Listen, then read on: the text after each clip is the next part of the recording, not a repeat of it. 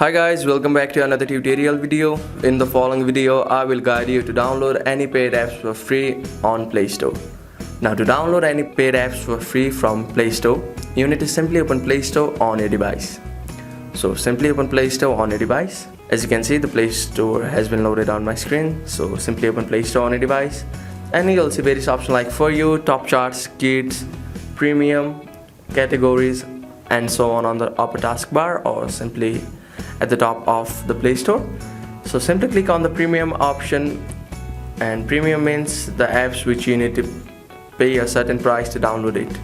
So to download any paid apps or premium apps, you simply click on the app which you want to download and you'll see a certain price included in. Click on it and you need to add your debit or credit card number. So simply click on the option of add debit or credit card number and enter your card number over here and click on the option of save, and after a certain time a certain amount will be deducted from your bank balance and you'll be able to download the paid apps on your device. Simply it means that you can download the paid apps for free, but you need to pay a certain price to it. So yeah, that's it.